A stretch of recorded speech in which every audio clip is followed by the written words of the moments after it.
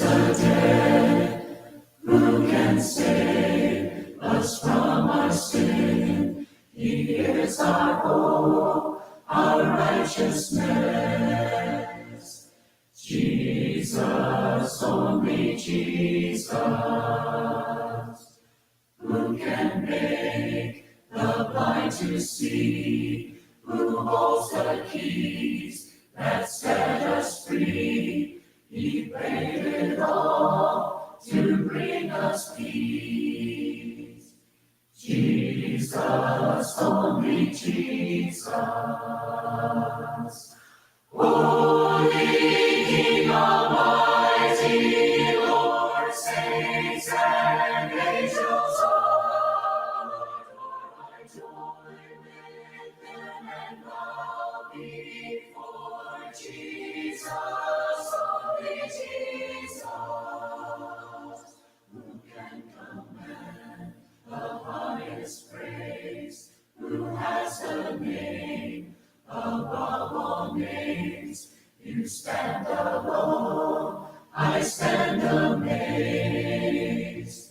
Jesus, only Jesus. Holy King Almighty, Lord, saints and angels all adore. I join with them and bow before Jesus, only Jesus. You will command the highest praise. Yours is the name above all names. You stand alone, I stand amazed. Jesus, only Jesus. You will command the highest praise. Yours is the name above all names. You stand alone, I stand amazed. Jesus, only Jesus. Jesus, only Jesus. Jesus, only Jesus. And good afternoon, everyone. Thank you so much for joining us this evening. A little late. It is, well, I guess 6 o'clock is technically evening, and so it ain't that late yet. It's still afternoon, but a little later than normal, right? We usually come to you live at 3 o'clock. I had some family restraints, family Obligations. Yeah, but it's more than an obligation. Look, my oldest son lives in Georgia. We don't get to see them very much. He's in the military, and he has 4 of my grandchildren, and so don't get to see them very much. Well, they were leaving town this afternoon. In fact, just pulled out, and I pulled out right behind them and came here to the building. So I'm not going to apologize to you guys for not being here at 3 o'clock. I'm perfectly content to be where I was. Well, Lee Elkins wanted to know what can we do to get Brandon on the live instead of me, so to get your son on the live stream rather than me. Well, yeah, well he was busy, tied up. 2 of my granddaughters were at the camp that was going on in Hot Springs. Sister Patton organizes that in the winter, and they were there this week, and but they were pulling out, heading back to Georgia, so they got to spend just a little bit more time with them this afternoon. Certainly enjoyed that. But we are going to get back to it right now, and we're going to talk about some things that have been discussed on the group page and underneath the videos that we have been putting out. In fact, we've got a quote that popped up this morning regarding the Lord's Supper. So stick around, invite your friends, please, to join us. We've got several comments already coming in. Lori is with us. Glad to have you, Facebook user. And Carl is in Amarillo by morning. Lee F. LaGard Smith quote Yeah. about the Lord's Supper is him saying that the Lord's Supper was the fellowship meal. See next comment for the quote. Okay. Gathering around the Lord's table was not the token ritual with which we are familiar, but an actual food and drink meal. That's F. Yeah. You take F. LaGard Smith for what it's worth, what he's worth there. Yep. Good afternoon. We're going to be talking about that actually. And Shirley Berry, thank you. Good to have everybody with us again. Like and share. Invite your friends. And Ashton, you said something earlier about not being able to share the event. I don't know why. I got it done. I got it done. I could do it now. I don't know why the event won't share. But once we go live, I think it should be shareable to everyone. Yeah, I got it now. So, Facebook user, good evening. Hello. Glad to have everybody. All right. Why or how can we be confident that to break bread in Acts 20 and verse 7 is a reference to the Lord's Supper? Is there a reason why? Or just say, well, y'all just, make that up out of thin air. Or is there an actual reason why we ought to understand this to be the Lord's Supper? I'm going to affirm that we ought to understand this as the Lord's Supper, and I'm going to show you why. Is this a reference to the Lord's Supper? If this is a reference to the Lord's Supper, when did they observe it? Well, it says they came together upon the first day of the week to break bread, and okay, let's assume Lord's Supper, to partake of the Lord's Supper. But they came together on the first day of the week. Paul preached till after midnight, and then after Eutychus fell out of his window and Paul revived him, he came up and he ate the bread. He took of the bread and he ate. And then he continued to talk with them for a while longer until daybreak and then left. So when did they come together on a Sunday afternoon? And then actually, if that is Paul taking the Lord's Supper, did he partake of the Lord's Supper on Monday morning instead of the first day of the week, instead of Sunday evening? Or did they come together on Saturday evening? And of course, depends on whether Luke is looking at this from a Roman time or the way that Jews count time. I think it would be important to understand. And also, just the way that the Bible speaks of the next day and what that means. We'll talk about some of that. If this is the Lord's Supper, and if they did eat it on the first day of the week, what would make it a binding example? So, sounds interesting to me. Looking forward to it. In fact, we've got some preliminary points that I would like to make before we get to some quotes and the actual questions that have come our way. Where does the Bible say I can't is not the right way to look at it? We pointed that out in the last several broadcasts. We can know what is pleasing to God. He's told us what is right and told us what to do. If we're arguing over what the Bible doesn't say, I think we're arguing over the wrong thing. Okay? And I think we can come to an obvious conclusion of what is right in these matters. We do need to give diligence to show ourselves approved before God. So, okay, we're going to skip over the 1 Corinthians 4, or the Romans 14 stuff here. And I don't have my little, I'm going to have to do this the hard way. Let's see, I guess I could go this route. Oops. Now what happened?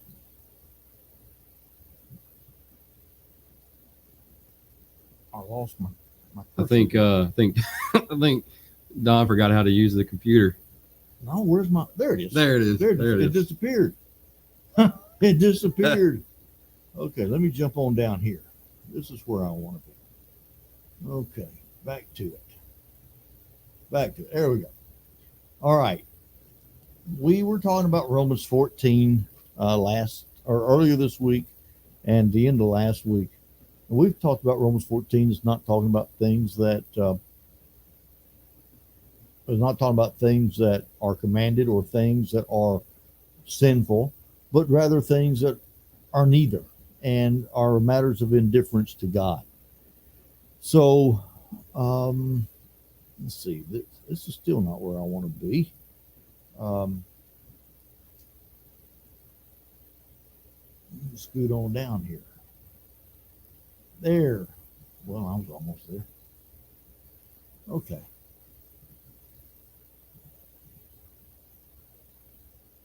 Come on now.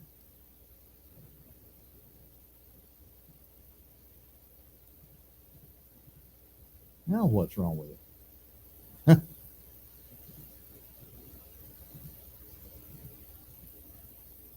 weird. Yeah, I hear that. When I hear that little,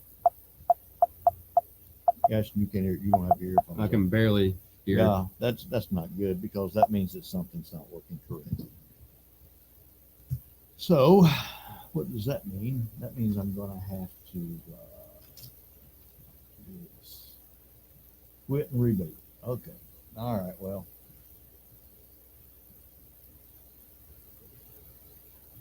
Are we starting in Acts chapter 20 today? we are.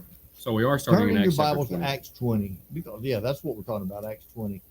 I was trying to get past all the Romans 14 stuff because I had it all in the same chart, but the quotes and stuff that I wanted to look at are right here.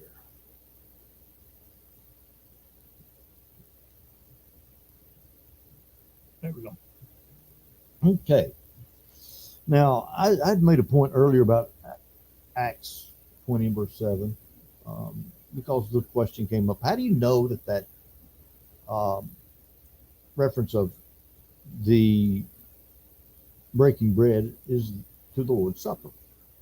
Well, first of all, yes, there are some contextual indicators, but also you look at history, there is a uniform position on this. Sometimes you go back and you see how people disagree. You look at the nature of man or even the nature of God, and you see different views historically on these things. So, that causes you to have to dig a little bit deeper and raises some questions. But this is one of those issues that's really uniform all the way back. As far as this text referring to the Lord's Supper, yes, there are some who are more modernist scholars who argue for love feast, okay, common meals. In fact, I think Lee sent a message a while ago about F. LaGard Smith thinking this is the love feast, the love and of course. I would argue that Jude's mention of love feast is actually the Lord's Supper. And this is the communion. This is what we as Christians share in. This is our bond. This is what ties us together. And this is a holy meal. It's not a common meal. Okay. A holy meal is that which is spiritual, which is commanded by the Lord to observe in remembrance of Christ. That's what Jesus commanded us to do. And this is what brings us together as Christians. So this is the holy meal, that which is distinct from a common meal. But I just made the point that, historically, even the Didache, okay, you go all the way back to 90, we're talking about 90 AD, right? That they met on the Lord's Day, on the first day of the week, to observe the Lord's Supper, to break bread. And Acts 20 even uses Acts 20 and verse 7 as the reference there. So you've got a uniform history regarding that. You go back to the first, second, third century, it's all the same. And he says, are these commentaries inspired? Well, no, but the scripture is. Even the same chapter, breaking bread, is referred to again with the same people at the same gathering, and you would likely assert that this example of breaking bread is not the Lord's Supper, as it apparently happened the next day. Well, you might be surprised. Hold on. As far as I can tell, there is not a single case in the New Testament where break bread is ever used by itself to refer to the Lord's Supper. I'm going to show you where I'm going to enlighten you. Okay, Paul, I'm going to show you where that's actually is very much the case. The Lord's Supper, breaking bread, is specifically a reference to the Lord's Supper, and we know that. There's no doubt about it. Breaking bread is referred to twice in Acts 2, One of those cases is in the context of daily activities. Verse 46, yes, from house to house. And the other case doesn't mention a day, although it is mentioned with prayer. It's mentioned in the context of worship, continuing the apostles' doctrine, and fellowship, and breaking of bread, and in prayer. And so that's so you mean it worship. falls within the realm of everything mentioned as far as worship? Isn't that interesting how that works? Yeah, that is. And this is an issue that makes you look foolish. We'll see about that as well, because there is essentially only conjecture and traditions to support your belief. We'll see about that too. Your conclusion might be a reasonable assumption. Logic and reason does come into play in this matter. And we're going to appeal to logic and reason. What makes sense? What makes the most sense? And let me also suggest to you, ladies and gentlemen, that we need to appeal to the way that is right and cannot be wrong. And usually, whenever you have disagreements over some matter, let's say this one, or mechanical instrument music, let's use that as an example. Listen, I can show you a way that is right and cannot be wrong. Okay? To sing without a mechanical instrument is a way that is right and cannot be wrong, as long as you're doing it from the heart, right? There's no possibility. Can you say that about using a mechanical instrument in worship in the New Covenant economy? Can you show in the New Testament that it is playing with a mechanical instrument is something that is right and cannot be wrong? I can show you that partaking of the Lord's Supper on the first day of the week is right and cannot be wrong, as long as it's done from the heart. Now, can you show me where doing it on Thursday is right and cannot be wrong?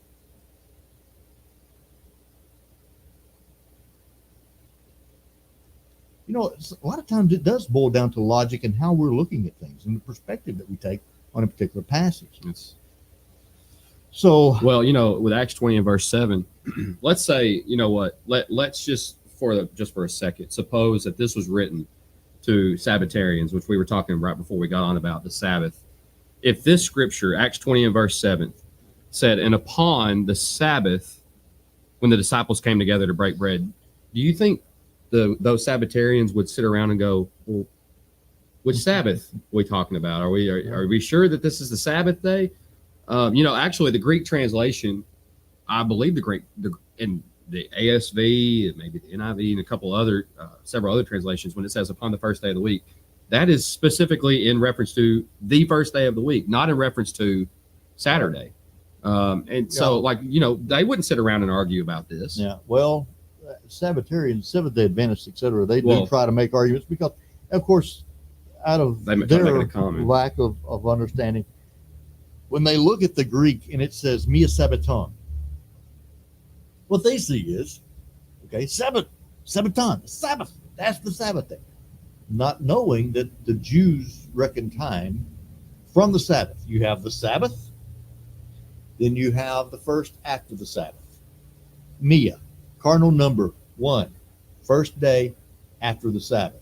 Therefore, first day of the week. That's Acts 20 verse 7. Mia Sabbaton. Okay. So So we're talking about Sunday. And that's the way that the Jews counted time.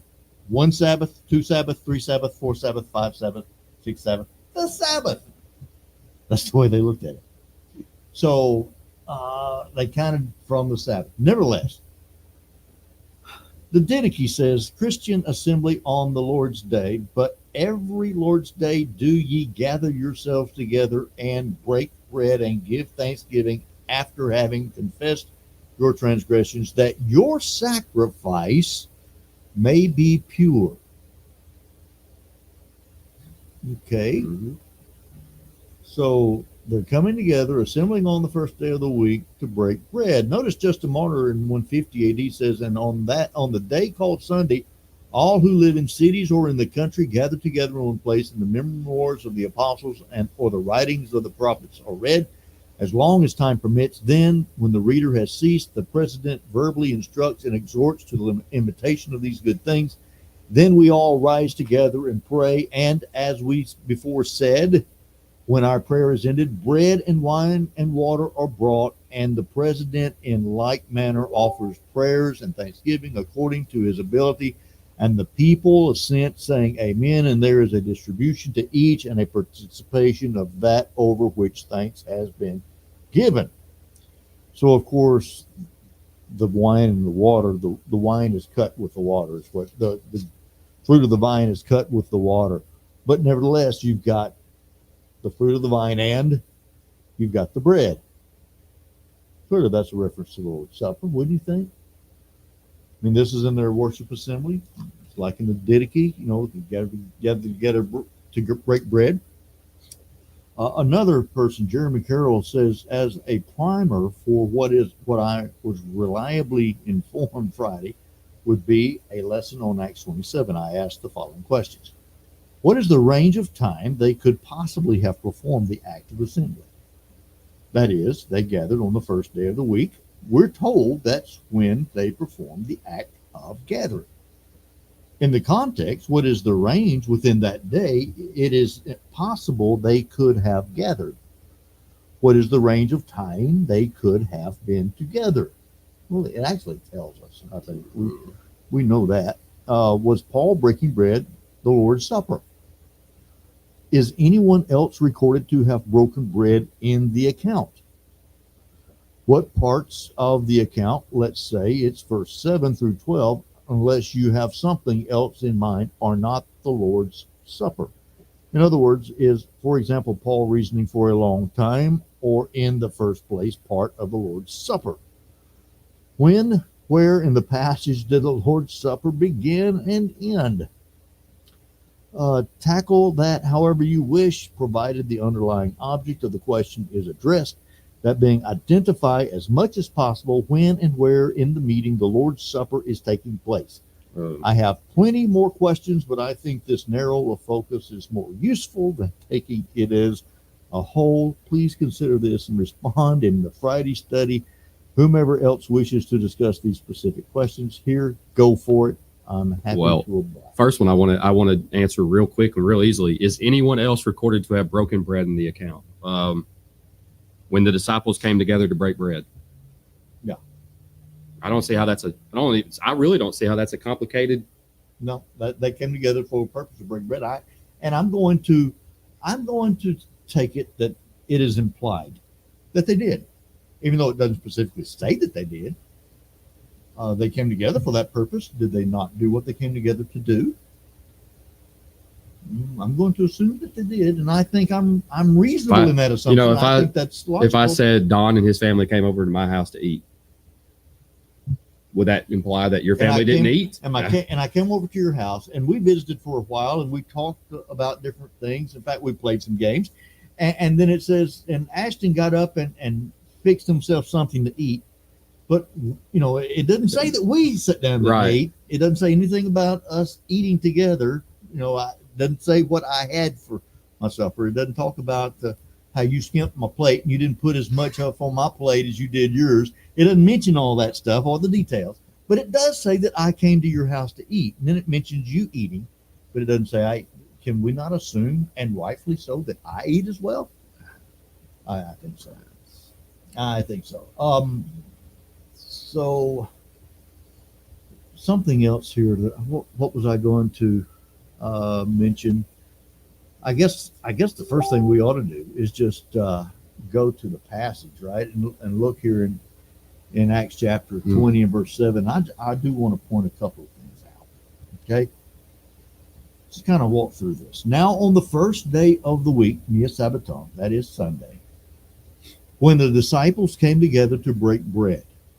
Now, we're not told what time that they came together to break bread on the first day of the week.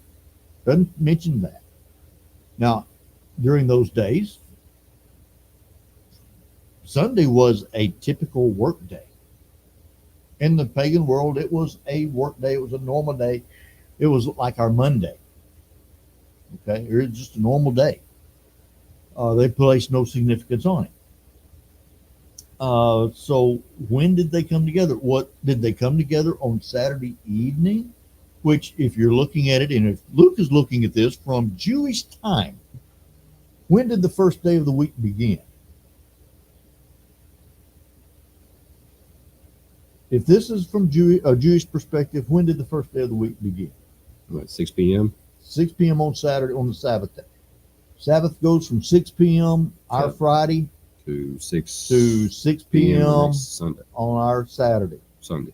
And then it would become the first day of the week, which would be Sunday. Sunday would start at 6 p.m. Okay. on our Saturday evening and go till 6 p.m. our Sunday evening. Right. And then it would be Monday and so on.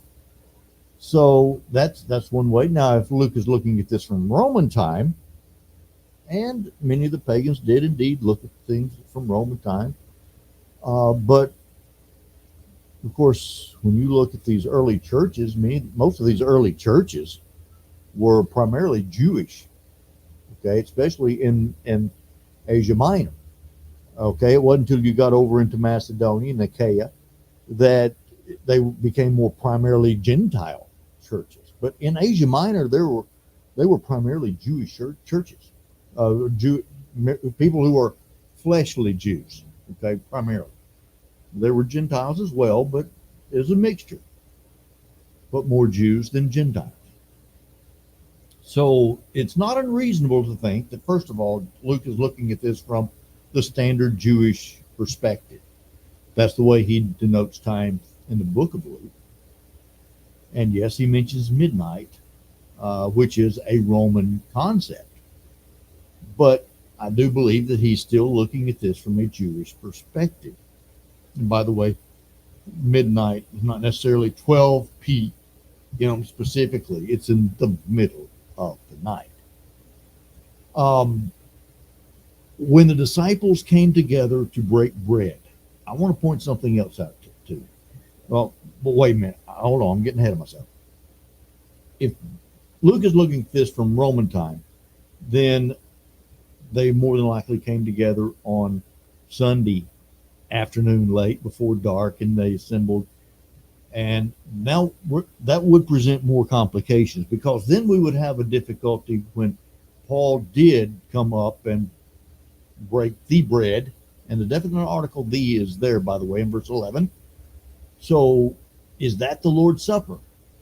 And if this is Roman time that Luke is referring to, then Paul would have been partaking the Lord's Supper, if that's the Lord's Supper, on a Monday morning. Of course, if he's looking at it from Jewish time, it's the first day of the week. In fact, there are a lot of historical records that indicate that the church did indeed meet on the first day of the week early in the morning before the sun came up. I like I like Carl's question there. The Koine, question about Koine, the Roman language, down a little further, Yes. right there. I like. It's not Koine, the Roman language, Koine Greek. So why would we think it was from a Jewish perspective? Koine Greek was the language of that entire area. And that, by the way, came from, well, if you want to get technical, the language in Rome was Latin. And so, but the Grecian language, which came about because of the Hellenization by Alexander the Great, that goes all the way back to him. And so the people in that entire area were Hellenized. Those who spoke Koine Greek had been Hellenized.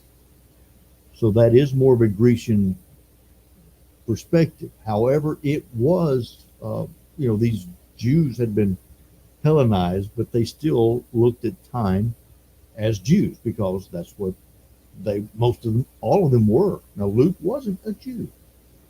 Luke was a Gentile.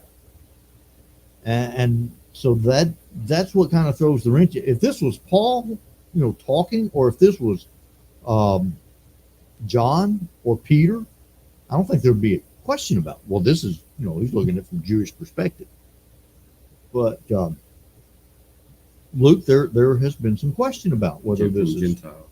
Whether this is Roman or Jewish. But I think that if we look and compare his writings in Luke and how he went through the hours of, for example, the crucifixion and other examples, he's using Jewish time. So I'm going to assume that he's using Jewish time here. And by the way, he uses Jewish time in other places, all in Acts chapter 2. So I'm not going to just jump to a conclusion. Well, he's Greek, therefore he's got to be using Roman time, that's not necessarily so. There are some other things that would come into play. Um, it did say Paul preached until midnight. Yes, it did. The NASB says the bread. That is correct in verse 11, which indicates perhaps the Lord's Supper.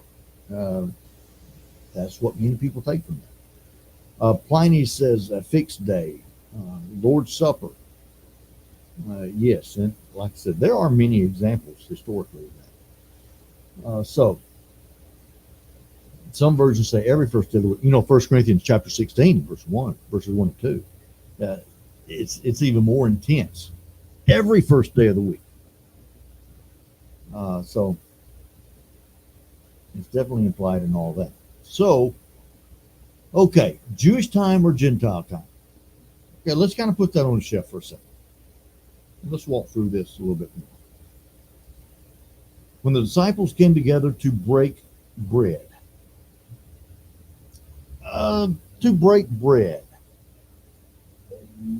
there are obviously times in the New Testament where this concept of breaking bread is simply a reference to a common meal.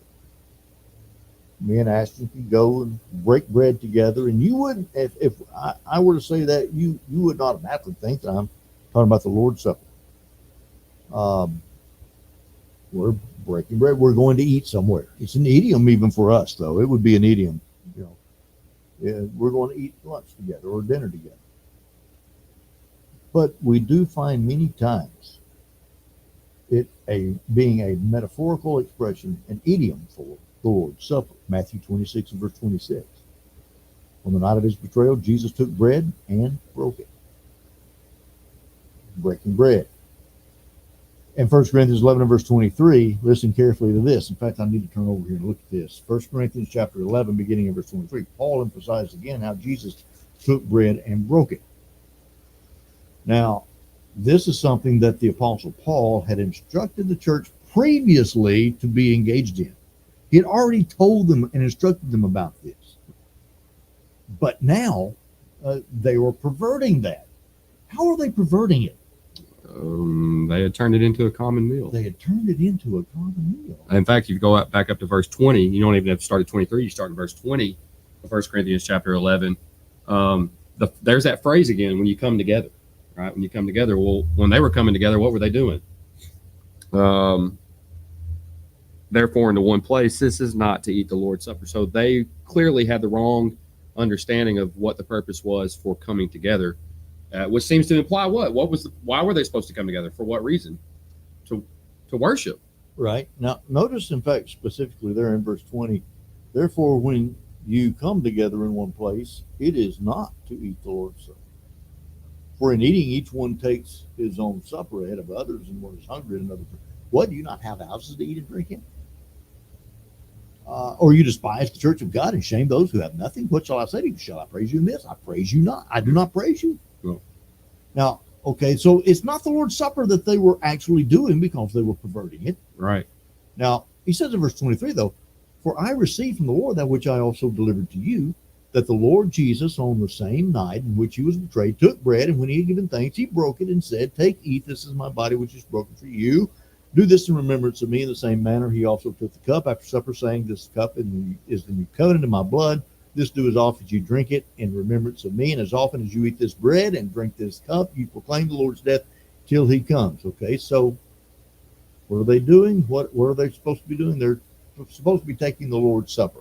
This is what they were supposed to be doing. Paul had instructed the church in Corinth to observe the Lord's Supper.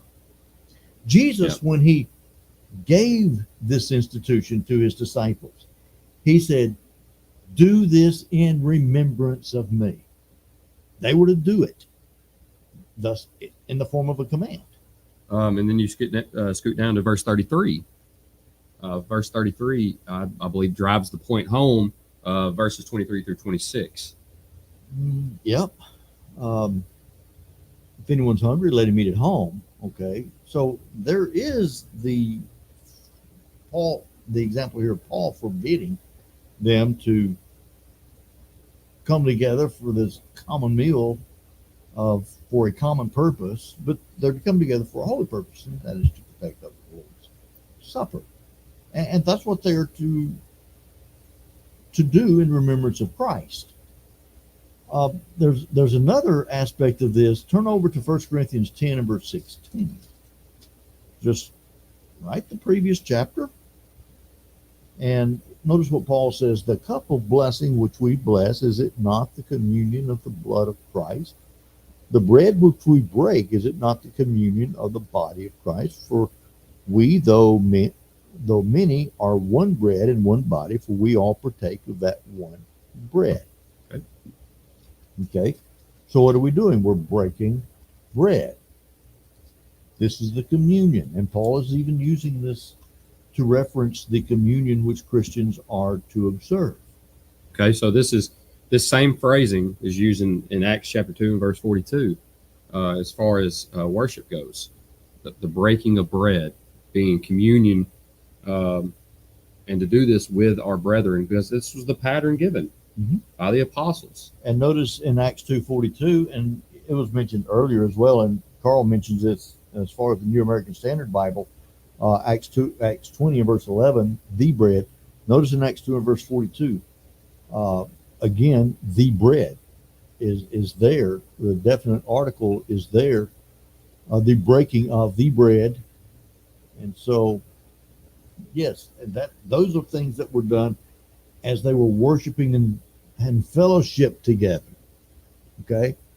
Now, we often, in our culture, in the so-called Christian community today, when you hear the word fellowship, what's the normal thing we think about? What's the first thing that pops into your mind when you hear the word fellowship? Everybody. Now, is that what you ought to be thinking when you hear the word fellowship? No. Really? That's certainly not the way that the New Testament uses the term. Certainly, fellowship is our union together, our communion together, our joint participation together. And what is it that ties us together? What is it that we are united in? What are we to be focusing on, and what is our tie? It's Christ. Spiritual things. It's our spiritual relationship. We're in a spiritual family, and all those. There's our fellowship. Now, there are many different expressions of that fellowship. But listen, when we partake of the Lord's Supper together, that is an action of fellowship. That is the fellowship that is emphasized in the New Testament. When we are giving of our means, that is an action of fellowship. And when we share what comes in the funds of the Lord, the common treasury, instead of common treasury, let me use the word holy treasury. That which is set apart for the Lord's work and for his service. Okay, so it's not common in the sense of being worldly. When I say common, I mean it's our joint participation. It is our collective. That's the better word for that. Our collective of the collection. We're to use that for God's work. So when the church in Philippi sent to the Apostle Paul, what is that? That's fellowship. That's what that is. That is fellowship. So we often hear the word fellowship today. We think of, well, just eating a common meal. No. Their spiritual union together. And this is what they did. They continued to observe the teaching of the apostles in prayer together, breaking of bread. Clearly, that's the Lord's Supper. And again, every commentator historically, going all the way back to the Didache, would recognize that as being the Lord's Supper. But so what about Acts 27? Is to break bread in the passage, the Lord's Supper, in a common meal. This is what Eric Lyons has to say, and this is from Apologetic Press. He says in Acts 2:42, breaking bread is listed with other religious activities carried out by the church, such as teaching, praying, and fellowshipping. We're not talking about eating a common meal and fellowshipping, by the way. From the Greek koinonia, right, which may include several aspects of joint participation, including free will offerings on the first day of the week. One may logically conclude that the breaking of bread is a reference to the early Christians partaking of the Lord's Supper. Let me ask this. Is that a logical conclusion? Is that something that Uh, does it make sense? Or does it simply make sense? The use of the article in this verse also leaves the impression that a particular event is under consideration rather than a common meal where food, the Greek word trophic, by the way, is a word that is never used in the Lord's Supper. Barnes points that out. So you have Albert Barnes recognizing that we're talking about a different thing here. And is served for the purpose of gaining nourishment. That's trophy, not the breaking of bread. So, You know, the words, when it comes to the words don't really do us a whole lot of favors when it comes to the breaking of bread, right? the words themselves. Yeah, the words themselves. So like them down. So like, how do you distinguish? So like when we're talking about Acts 2:42, right? And then you got Acts 2:46, just a few verses later. How does one distinguish between this is the Lord's Supper versus here's a common meal? Well, verse 42 is their union together, and they're seemingly indicating they're praying and they're worshiping together. Okay, so that verse 42 is dealing with worship, actions of worship. Okay. And how often was that done? Well, we know that they did it on the first day of the week, each first day of the week, every first day of the week, 1 Corinthians 16, 1 and 2. We know that they assembled every first day of the week. We know that they were told not to forsake the assembling of themselves together. So we know that the assembling of themselves together was a common, habitual thing. It was a repeatable thing over and over and over again. And we learn in 1 Corinthians 16, 1 and 2 that let each one of you lay aside each first day of the week, on each first day of the week, or every first day of the week. And what is the purpose of partaking of the Lord's Supper versus the partaking of a common meal? Well, the Lord's Supper is observing the Lord's Supper is obeying Jesus. Right. It's not for the nourishment necessarily. No, it's not for physical nourishment of the body. It is our obedience and our submission to the command that Jesus gave. Do this in remembrance of me. The Apostle Paul told the church at Corinth to do just that. So in doing this and observing the Lord's Supper, okay, then they are doing what the Lord said, and they are doing it together. 1 Corinthians chapter 11, clearly there in verse 20 and following, Paul does talk about the Lord's Supper and how they were abusing it. When they come together, that's when they're to observe the Lord's Supper. Now, they were, and they did, go from house to house, breaking bread together, eating common meals together. But they came together to do what? To worship, to have fellowship through Christ. Let me say that again. They ate common meals every day together from house to house. They went from house to house eating their common meals, right, sharing in all that they had. But they assembled together for what purpose? Not for the purpose of filling their bellies. Now, let's put our thinking caps on here. Let's try to be, logical and reasonable. It seems to me that when you read Acts 20 and verse 7, that they came together for this purpose, it seems to indicate something very different from what they would normally do every day from house to house. They were doing what Paul instructed the church at Corinth to do, observe the Lord's Supper. They were doing what they did on a regular basis together in Acts 2:42, and it carried on. They were not to forsake the assembling of themselves together. And so they came together to worship the Lord. The Lord's Supper is an action of worship, regardless of what some may argue. There's a guy on Facebook, David Campbell, he argues, I think he would argue with the fence post that the fence post wasn't wood, or even if it was, or he would argue with the metal fence post that it wasn't metal, I think. But anyway, he'd argue with it wasn't a post.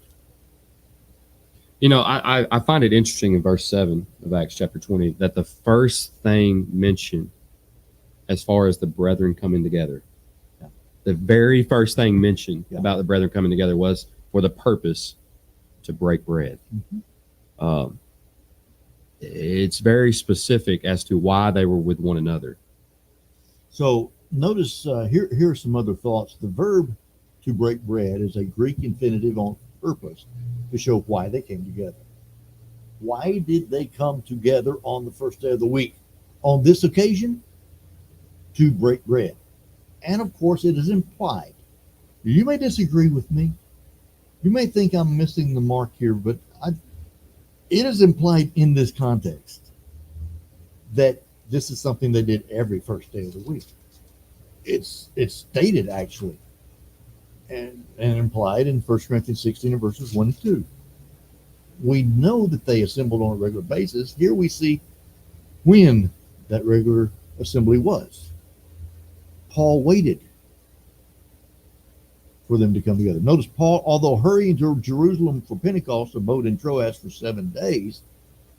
He traveled. He arrived in Troas on the first day of the week, and then he stayed that entire week and assembled with the saints on the first day of the week to do what? To break bread, and then he preached to them to midnight. And then Eutychus fell out of the window.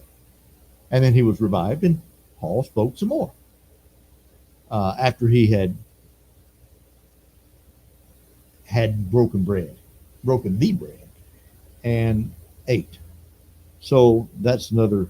Paul actually, he goes out of his way to bring up the phrase "come together" 4 times in 1 Corinthians chapter 11. 4 times talking about coming together. Coming together was a significant thing. It wasn't just any old event and a common thing.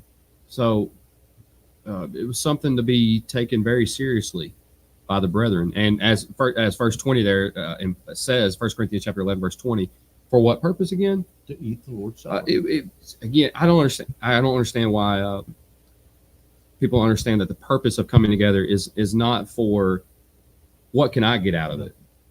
It's for the purpose of what can I give to the Lord. Look at, think about Acts 20, verse 6, verse 16. Oh, hold on here just a second, Carl. Let me get you out. All right. I think that, we got some. Are you there, Carl? Can you hear me? Yeah, I'm here. Okay. I'm trying to get this where everybody can hear you. Okay, go ahead, sir. How you doing today? Good. Okay. Now, some people say that verse 7 is the Lord's Supper, and verse 11 has to be a common meal because verse 11 is after midnight. I deny that. Okay. If you look at verse 7, it says until midnight. If you look at verse 8, it says they work together. They work together. Right. They were gathered, which means they're still talking about before midnight. Verse 9, the kid fell out of the window.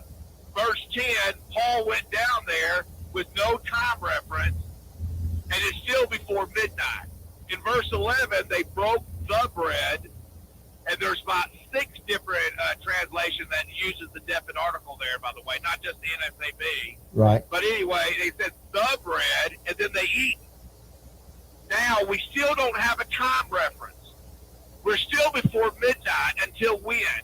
Until the second half of verse 11, where it says they talked a long time, even till daybreak. There's your next time reference. So I would argue that verse 7 all the way to 11a is before midnight. There's no reason to say it's not before midnight. But anyway, I'll get off here. All right. All right. Thank you. All right. Bye-bye. Yeah, what Carl said there, I agree that I'm not going to argue that there in verse 11 where Paul did break the bread. I'm not going to argue that that's not the Lord's Supper there, and I think there are 2 different reasons why. Now, when he did eat, there's another term there that also can reference a common meal, which he might have after the Lord's Supper. Then he took nourishment because he knew he was just going to leave the next day. So yeah, a lot of people. Well, I say a lot of people. I don't know if a lot of people do, but several people do take the position that is contrary to what Carl brought up. That verse 7 is the Lord's Supper, and then verse 11, as you go down, is in reference to a common meal. And I see their position on that, although I'm of the opinion that Carl has, that it's still in reference to the Lord's Supper. Now, the position that they take on verse 11 is that the same wording as far as the regular meal goes, and then the Lord's Supper meal goes, that Paul doesn't use the same phrasing. Right. And I can see that argument. I just feel like as if the scripture is pointing to still the same meal. And there may be a lot of questions that we have about all of the details and the timeline of Acts 20, right. Verse 7. Okay. If Luke is using the Roman time as the guide here, well, we would know that midnight, it becomes a new day. If Luke is saying we got together at in the afternoon of Sunday afternoon, and Paul spoke all the way to midnight of Sunday, then it would have been Monday. But what if Luke is actually using the Jewish timestamp? He is seeing this through the eyes, and by the way, Paul is a Jew, and that's the way that they did look at time, by the way. Most of the time, that's the way they viewed it. They would come together on the first day of the week, which actually, technically for them, began at 6 p.m. on Saturday. Midnight is still the first day of the week. And yes, it does say, and Paul is spoken of as, getting ready to depart on the morrow. I think Brother Steve Rudd does make an excellent argument, by the way, when he lists a whole bunch of passages, how this on the next day simply means when the sun comes up. Right. And that's all it means. It doesn't mean the next calendar day. Okay. That's not how that word, and we sometimes think of things from a calendar day and from our perspective, our culture, man, at midnight, hey, yeah, this upcoming Lord's Day at midnight, it's going to be a whole, whole new year. To Rudd's point that he makes on this is that the way they would have looked at it is when the sun went down, day's over, next day. Yeah. Whereas we clearly understand that when the sun goes down, that doesn't mean that the day is over with. That is correct. Absolutely. Yeah. So, and I think if maybe 6 a.m. to 6, but he seems to make a point here that it says the normal way for both Jews and Romans to describe a 9 p.m. to a 9 a.m. duration. So, you could be, depending on how you look at it. Well, this is what I know, though. And we could talk. What was it, Saturday? Listen, they assembled on the first day of the week to break bread. There is no indication that they observed the Lord's Supper on any day other than the first day of the week. So therefore, it's only right to conclude that they did that for which they came together to do. And they did what they came together to do on the day that they came together to do it. And therefore, it is an example that we ought to follow. Because it's obvious from the text that it was something they consistently did. Paul knew that they were going to do this on the first day of the week. That's why he waited in Troas. Notice, if Paul had waited for, let's say, they were just getting together for a common meal, why were they already? Why? He's about to starve to death. He'd been there waiting for something to eat for 7 days. No, he was eating and they were eating. They were all eating common meals. It was something different from that. It was something unique. And I think we all can understand that makes sense. For those meals, those other common meals, were they every single one of those people, were they with each other the entire time that they ate those meals? Was someone absent when a meal was? Yeah, I mean, they were going from house to house. But what's the difference is whenever this meal was partaken of, they were together. Everybody was together. That is exactly right. They came together for this meal, brethren. Listen. Therefore, it's something more important. It's not a common meal. It's not what they just came together, just have a potluck. This is something that they consistently did. It was expected to be done, and it had a spiritual significance and action of their worship and service to God that they were to do together. And Paul knew it. And you don't think for a second that it was just by coincidence that Paul timed it this way. He waited for this. And he, I think Brother Rudd is also the one who points out that Paul more than likely consistently tried to make travel Yes. where he could be at places where he could worship with the saints, and he would, different places, and he would be there for that. So this breaking of bread occurred once a week. And I think 1 Corinthians 16, 1 and 2, it's clearly evident that they were to give on the first day of the week. That again implies that's when they came together. It just makes sense that they fit together. They fit together. On Sundays, first day of the week, these brethren had met for a special gathering in an upper room. This was not an everyday gathering. So, Paul remained in Troas despite being in a hurry. And in fact, that's exactly what it states in the text, that he was in a hurry to get to Jerusalem for Pentecost. But he waited there 7 days. Why did he wait in Troas for 7 days? Should be pretty clear as to why he waited for 7 days. He was trying to maximize the amount of time spent in worship with the brethren. He was wanting to commune with them. Well, look here, I want to go back here and let's see if we can pull up the original question again. See if I can. Let's see. I don't want that question. I want the question that was asked. There's Paul's traveling habits right there. Please consider this and respond in the Friday study. Okay. The most important question that he's wanting answered is the range of time they could possibly have performed the act of ascending. Okay.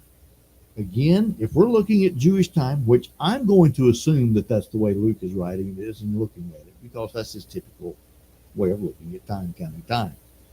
So, if that's the case, then they got together around sunset on Saturday night, our Saturday night, which would have been their first day of the week.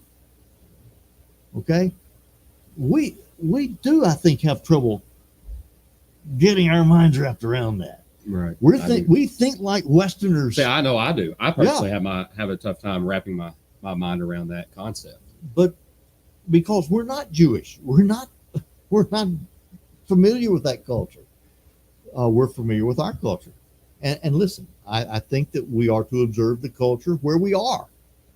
In other words, yes, that was the Jewish culture. That's the way they viewed time. That's the way they did things. That's not our culture. Listen, for us, it's already, for a Jew, it's already Saturday. It's already the Sabbath. Yeah. Well, not yet. Not yet. We got about 45 minutes or so. Well, the sun's going down though. We got to be consistent. It's got to be 6. About 6 o'clock. Of course, they didn't have timekeepers like we do. Right? They had the sun. But okay, it's almost the Sabbath. When do you draw that line? Well, they're that technical about it. But nevertheless, we know that this is still Friday night. It's going to be Friday night till midnight. Then it's Saturday morning. That's just the way we're trained to look at it. That's not the way they thought of things. That's not how they viewed it. So, this is exactly right. This is the point that I made a few moments ago. No matter what calendar they were using, they assembled on the first day of the week to partake the Lord's Supper. Amen. And let me argue that they did indeed partake of the Lord's Supper on the first day of the week, which they came together to do. Absolutely. They did what they came together to do. Right. They accomplished it. And then Paul left, Monday morning. Mm-hmm. Some would say Monday morning around 6 a.m. And time doesn't matter there, but yeah, he left the next day. So, okay, if this is a reference to the Lord's Supper, which we have shown that it is, when did they observe it? Well, they observed it on the first day of the week. If this is if this is the Lord's Supper, and if they did take it on the first day of the week, what would make it a binding example? Apostolic. I want to close with that question. Man. Okay. Yeah. What makes this a binding example? Well, 1 Corinthians chapter 11, 1 Corinthians chapter 4 and verse 16, what does Paul urge the brethren to do? Imitate me. Imitate me, and I've given you this command. You do this like I've told you to do it. Stop perverting it. You do it the way I told you to do it. Okay. Well, that was Corinth. That was not okay. Well, but it right. doesn't say anything about the first day of the week there in 1 Corinthians chapter 11, actually. So what makes Acts 27 the binding example? You know, Carl's made a comment before that he is exactly right about. An example is not binding if there is no conjoining command. If it's not illustrating or manifesting the how a command was being carried out, how can it be a binding example? Okay, first you have to have the command, right, before an example can have any real relevance to what is to be done. We know that they met in upper rooms. Are we commanded to meet in upper rooms? No, but we're commanded to eat. We're commanded to assemble. Okay, but we also see that they've met in other places. The example of meeting in an upper room is not a binding example because we see other examples. Plus, there's no command specifying an upper room. It's just an example of where they were, and there are other examples that also indicate different places. What we got to stop doing is taking out of perspective what the brethren were there doing and focusing on these things as, if they got to focus on this, we got to meet in the upper room. No. Let's focus on why the brethren were together. What about the lights? We're going to focus on the light. In fact, I saw some of the other comments from our study on Wednesday, and I kind of skimmed through those. And Carol and some others were arguing about the lights. We're going to make the lamps examples? Well, no, that's not why they were there. Those are incidentals. Do you not understand the difference between incidental and fulfilling the command? The command was to, first of all, to assemble. The command also was to partake of the Lord's Supper. Okay, we're commanded to teach. We're commanded to pray. Certainly, it's right to pray, good to pray, and we should pray. And that's the point of Acts 2:42. Sure. So you know what we're to do. Those are the commands to be done. And how did they do them? How did they fulfill these commands? Well, they came together to fulfill them. We know that they came together upon the first day of the week, and we see another example in 1 Corinthians 16 of them coming together on the first day of the week to give. So you've got the example of them carrying out the divinely appointed duty, and therefore we ought to do that. We know that's right. We know that that's the right thing to be done and cannot be wrong. You know, the phrase to break bread actually defines the reason for the coming together. Exactly. And it's really not any more complicated than that. Are there examples in Scripture of where Jesus himself are with brethren and he's breaking bread, but in the common meal sense? Absolutely. There is examples throughout Scripture of breaking bread over common meals. Also, somebody would say, well, the Lord's Supper was instituted not on Sunday, right? It was instituted on a Thursday night, or some would even argue a Wednesday night. Again, they're emphasizing, I think, inappropriately the time restraints and how they looked at time. We ought to look at it the way they did, and stop emphasizing the 3 days and 3 nights, the full 72 hours. And that's not the idea either. That's an idiom for 3 days. And we know that Jesus was raised on the third day, not after the third day. But we get in all that. Do this as for what part, as often as you do what. But this is what we do know, that the disciples came together on the first day of the week to break bread. We know that is right. We know that is a way that is right and cannot be wrong. That's what we're saying. And that's what, listen, we would like to encourage you to simply follow that pattern. Think about it. It's not hard. When people try to find loopholes around the obvious, just to avoid the obvious for whatever reason. There's really something I think that indicates. Well, motive. What's the motive? Yeah, that's exactly. We need to simply be humble, submissive children of God, seeking to do those things that we know are right, and can't be wrong. We know that this is what they did. Why? Why push an envelope, man? Why try to do something different than what they did? We know that's right. We can argue, do you have to observe the Lord's Supper every day? By the way, if you observe the Lord's Supper every first day of the week, that's just going to get old. It's going to become habit forming, you're going to take it for granted. That's all going to depend on how you look at it. I think about Paul. Paul was in a hurry. Paul was in a hurry to get to Jerusalem. Well, for what though? What was he in a hurry to get to Jerusalem for? Mm-hmm. For what, Pentecost? But yet he stays there a week. Why? To meet with the saints. That's it. To worship with them, to fellowship with them in communion or the Lord's death. Look at John 20 and verse 1, which says, early on the first day of the week, and also verse 19, it says, the same day at even, being the first day of the week, both the morning and the evening is the first day. Brother Don, maybe you have decided. That's Ernest. Ernest was asking a question. Not to comment or make statements, or maybe just not answer my question. Ernest says, unlike Paul, Peter, the other disciples and first century Christians, we as Christians today are not together today, Brother Don. But the idea is not that you have to be with every single Christian in all of the world to partake of the Lord's Supper. Paul was with the brethren in that location. We're with the brethren in our location. You can partake of the Lord's Supper with the brethren that are in your location. That's the purpose, is not to focus on all the brethren of all the world.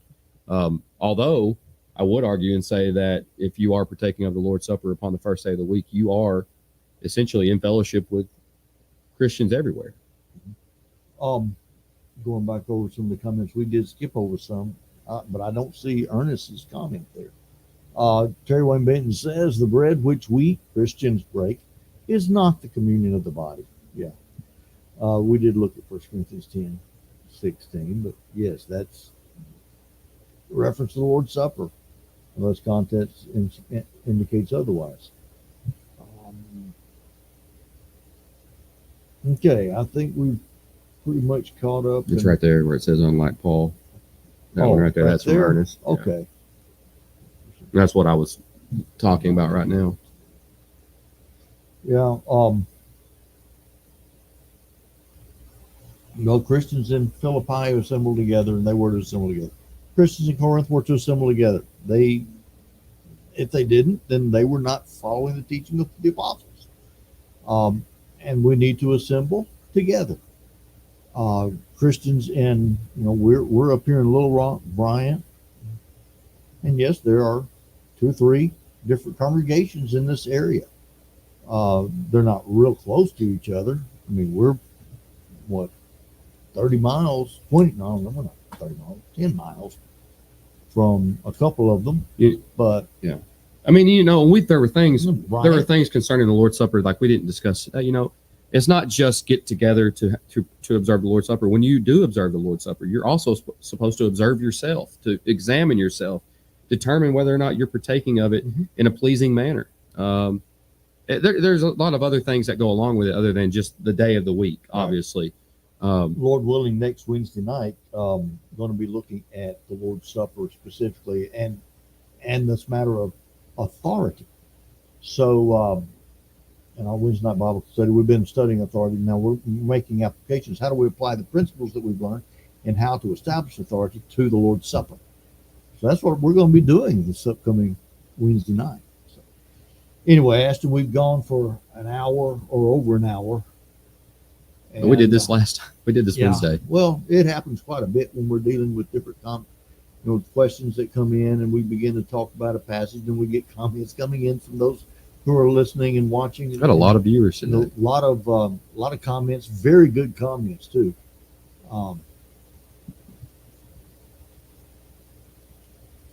going around some of my questions. Well, I'm not intending to. They're just. I don't know what everywhere. I don't know what the question is. Yeah, I don't understand what the question is.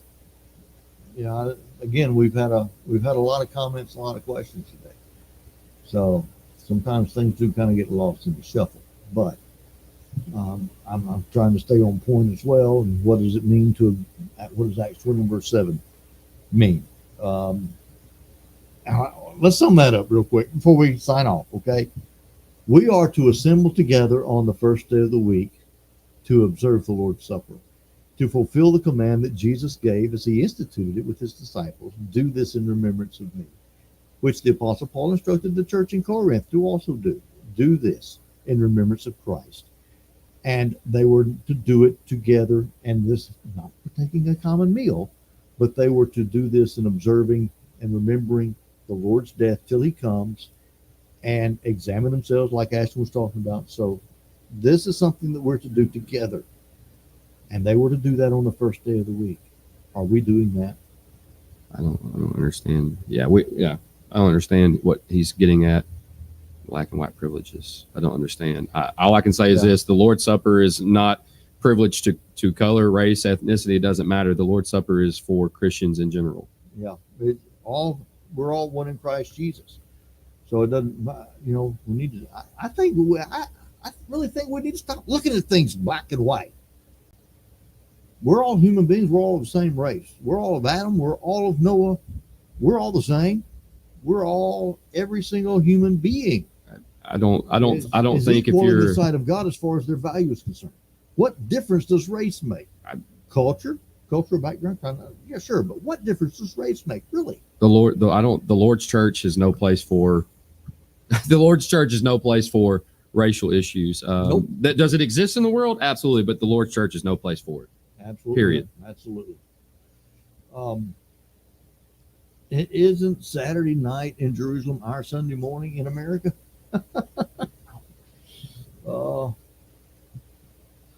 Yeah.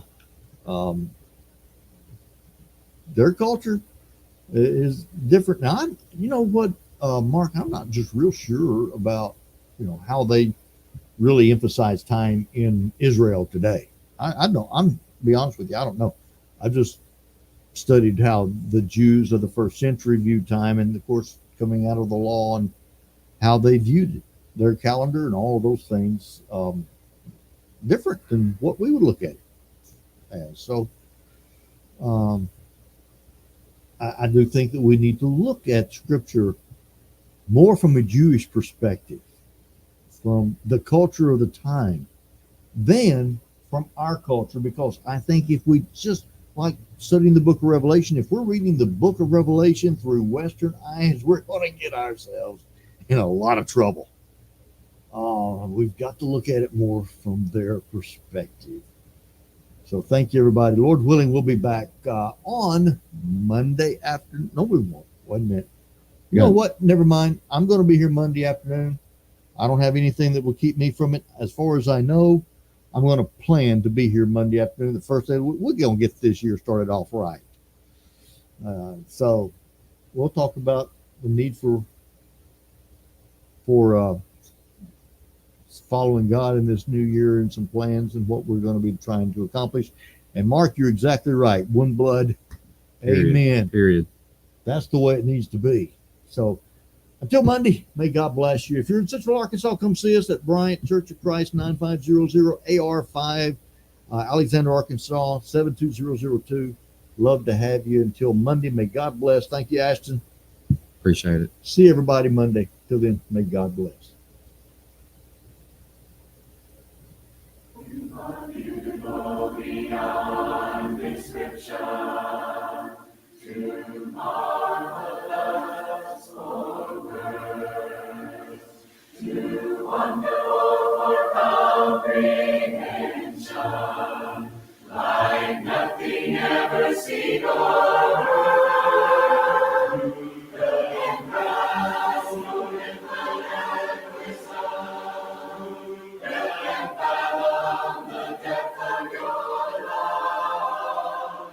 You are beautiful beyond description, majesty and power.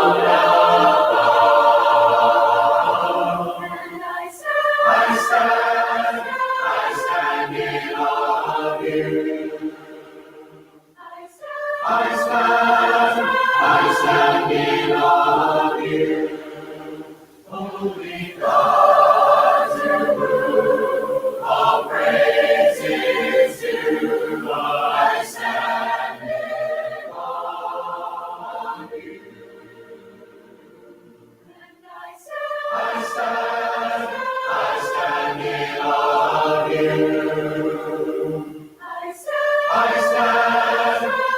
stand in awe of you.